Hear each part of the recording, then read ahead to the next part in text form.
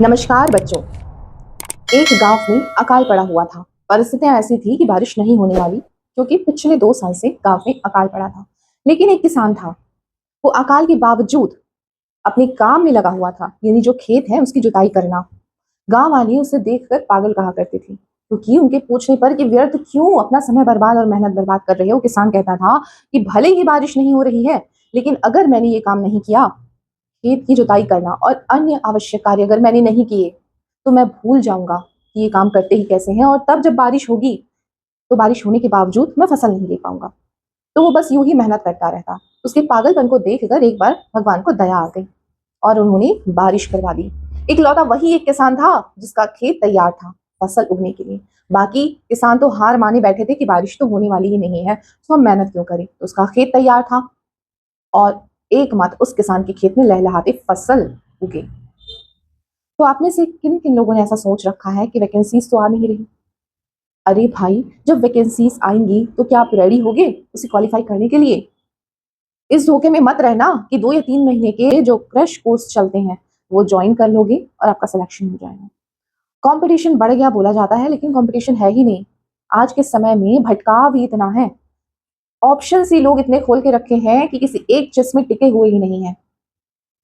Vacancies नहीं आ रही है, हम पढ़ेंगे नहीं। वैकेंसीज आएंगी तो 2 ही 3 महीने में आप क्या पढ़ के कौन सा एग्जाम क्वालिफाई कर लोगे। अगर आपको एग्जाम क्वालिफाई करना है तो आपको उसके लिए खुद को तैयार करना होगा, काबिल बनना होगा। तो खुद को एनालाइज करिए कि आप कितने रेडी हैं और पढ़ते रहिए, पढ़ाई मत छोड़िए। हाथी वाली कहानी और शार्क की कहानी आपको याद है। हो सकता है आपने पिछले प्रयासों में एग्जाम क्रैक नहीं किया हो, जैसे कि हाथी बचपन में उस चेन को नहीं तोड़ पा रहा था, लेकिन जब वो बड़ा हुआ तब भी वो बात उसके सबकॉन्शियस माइंड में बैठी थी कि वो नहीं तोड़ सका और उसने प्रयास नहीं किया। तो क्या आपके दिमाग में भी ऐसी कोई नेगेटिविटी है कि आप नहीं कर सकते एग्जाम क्रैक? तो आप सोचिए, विश्वास करिए कि आप कर सकते हो। आपका विश्वास ही आपको जीत दिलाएगा। तो ये प्रश्न मैंने आपको बनाने के लिए कहा था, तो किन किन लोगों ने सॉल्व किया वो मैंने कमेंट बॉक्स में देख लिया। तो आइए चलिए इसे सॉल्व करते हैं। आपको दिख ही रहा होगा प्रश्न में कि इसमें 2994 और 145, इसमें भी 2994 और 145 है। डिजिट्स बिल्कुल सेम है, सिर्फ पॉइंट्स यानी दशमलव अलग अलग जगह लगे हैं। तो 2994/14.5 इसका मान दिया गया है 172।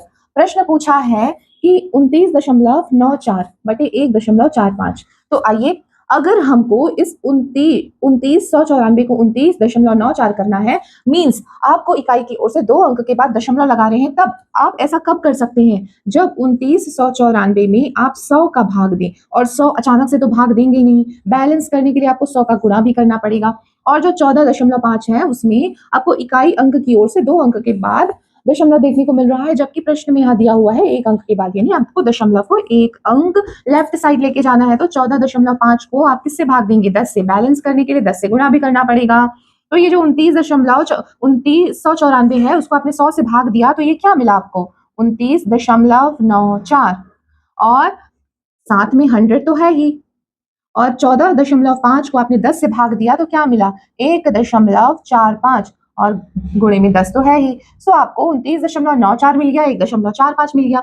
ये जो 100 है वो 10 से आप भाग दे रहे हैं तो 10 आया। तो यहां से आपको अभी तक क्या मिला हुआ है? इक्वल्स टू 172 है, इक्वल्स टू 172 है। तो यहां से आपको क्या मिल रहा है? 29.94 बटे 1.45, 1.45। ये जो अंश में 10 है उसे आप 172 के हर में लेकर जाएंगे, 172/10। तो यहां से आपको 29.94 बटे 1.45 का मान क्या मिला? 172 को 10 से भाग दें तो क्या वैल्यू आ रही है? 17.2, 17.2। तो ये आपका आंसर है। यही प्रश्न में पूछा था कि अगर ये वैल्यू दी हुई है तो इसका मान क्या होगा। दशमलव के साथ आपको खेलना था, और 172 में भी दशमलव आपको मिल गया, उत्तर मिलता है 17.2। तो इतने सरल प्रश्न रहते हैं दशमलव भिन्न में, सिर्फ आपको प्रैक्टिस करना है। अगर आपने यहाँ प्रैक्टिस कर ली तो एग्जाम में ऐसे प्रश्न आपको नंबर देकर ही जाएंगे, ना कि आपका समय लेकर। बच्चों, एक और वैसा ही प्रश्न आपके सामने है। 179 का मल्टीप्लाई 48 से 48 से किए तो क्या मिल रहा है? 8,592। तो आपसे प्रश्न पूछा है कि 85.92 भागित 17.9, इसका आंसर क्या होगा? तो सबसे पहले आप इसे लिखिए, 179 × 48 इक्वल्स टू 8592। पूछा है कि 85.92/117.9, तो 85.92 है, इसके हर में आपको क्या चाहिए, 179। तो यहाँ पे आप 48 को एज इट इज रखें और 8592 के हर में 179 को ले जाएं। यहाँ तक बात समझ में आई। अब आपको दशमलव के साथ खेलना है। जैसे कि पिछले प्रश्न में हमने देखा था कि अगर इकाई के अंक की ओर से 2 अंक के बाद आपको दशमलव चाहिए तो आपको क्या करना होगा, 100 से भाग देना होगा और बैलेंस करने के लिए आपको 100 से गुणा भी करना होगा। अब देखिए 179, इसमें आपको 9 के बाद दशमलव चाहिए, यानी कि एक अंक के बाद तो 179 है, यानी 179 है, उसे आप 10 से भाग देंगे तो साथ में आपको 10 से गुणा भी तो करना पड़ेगा, उसके इक्वल्स टू में 48 है ही।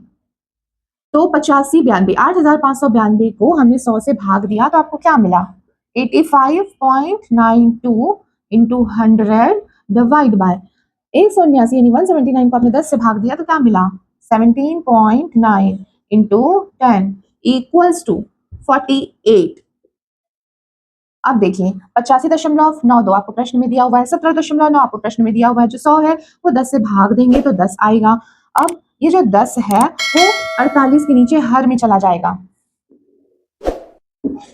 85.92 डिवाइड बाय 17.9 और 48 के नीचे हर में 10 गया तो आपको आंसर क्या मिला, 4.8।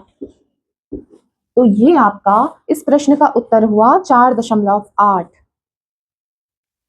तो बच्चों अगला प्रश्न आपके सामने ये रहा कि वह सबसे छोटी पूर्ण संख्या, आपको एक ऐसी संख्या ज्ञात करनी है जिसको आप इन सभी में से 1 बाय 1 भाग देंगे तो वो पूर्ण भाग चला जाए। तो आपको एक संख्या x है जो निकालना है और वो संख्या इन सभी से पूर्णतः भाग होनी चाहिए। तो वो आप कैसे निकालेंगे, तो सबसे पहले एक सही 1/3, इसको आप कैसे लिख सकते हैं, 3 एकम 3 और एक 4/3, ठीक है। अगला है 2 सही 1/4, इसे आप कैसे लिखते हैं, 4 दूनी 8 और एक 9/4। 3 सही 1/2, इसे आप कैसे लिख सकते हैं, 2 तिया 6 और एक 7, 7/2। 4 सही 1/5, इसको आप कैसे लिख सकते हैं, 5 24 और एक 21, 21/5। तो ये जो संख्याएं आपको मिली 4/3, 9/4, 7/2, 21/5, इन सभी से अगर आप उस संख्या को भाग दें तो वो पूर्ण भाग हो चले जाना चाहिए। तो आप कैसे निकालेंगे, तो सबसे पहले ये जो 4/3 है, 9/4 है, 7/2 है और 21/5 है, इसका आपको एलसीएम निकालना है, एलसीएम। इस ऐसे प्रश्न को हल करने का तरीका ये है कि आप दिए हुए भिन्नों का एलसीएम निकालें और जब आप विभिन्न संख्याओं का भिन्नों का दशमलव भिन्न का एलसीएम निकालेंगे तो उसमें आपको अंशों का एलसीएम और हर का एचसीएफ निकालना होता है। तो अंश में क्या क्या है, अंश में है 4, 9, 7, 21। अगर आप इसका एलसीएम निकालेंगे तो 4 एकम 4, 3 से भाग करें, 3 तिया 9, 3 सत्ते 21, फिर से 3 से जाएगा, 3 एकम 3, 7, 7, अब जाएगा 7 से, 7 एकम 7। तो आपको यहाँ से क्या क्या मिला, 4 गुणित 3 गुणित 3 गुणित 7। तो आप इसे मल्टीप्लाई करिए तो आंसर क्या मिलेगा, 4 तिया 12, 12, 12 तिया 24, 12 तिया 36, 36 का गुणा 7 से करोगे तो क्या आएगा, 7 छक्के 42, हाथ में आई 4, 7 तिया 21, 22, 23, 24, 25। क्या मिला आपको, इस अंश में 4, 9, 7 और 21, इस अंश का आपने एलसीएम निकाला, एलसीएम ये निकाले तो आपको क्या मिला, 252। इसे आप ध्यान रखें। अब आपको हर का एचसीएफ निकालना है। एचसीएफ क्या होता है, कितने लोगों को पता है, ठीक है। एचसीएफ दिए हुए जितने भी अंक होते हैं, एचसीएफ वो मिनिमम अंक होता है जो सभी से भाग चला जाए, जो सभी को भाग दे। तो यहाँ पे 3 है, 4 है, 9 है, 5 है, तो इसका एलसीएम सिर्फ और सिर्फ एक ही आएगा, एकमात्र एक ही ऐसा अंक है जो इन सभी को भाग दे पा रहा है। एचसीएफ क्या है, अगर आपको समझ नहीं आ रहा है तो मैं आपको शॉर्ट में बताने का कोशिश करती हूँ कि 2 और 4, इसका एचसीएफ अगर निकालोगे तो वो होगा सिर्फ और सिर्फ 2। तो इस भिन्न का एलसीएम आपको क्या मिला? अंश का एलसीएम 252 और हर का एचसीएफ, एचसीएफ क्या मिला आपको यहां से? 1। तो इस प्रश्न का उत्तर क्या है कि वह सबसे छोटी पूर्ण संख्या याद करो जो इन सभी से पूर्णतः भाग दिया जा सके। तो वो ऐसी छोटी संख्या आपको क्या मिली? 252। तो ऐसे प्रश्न को हल करने का यही एकमात्र तरीका है।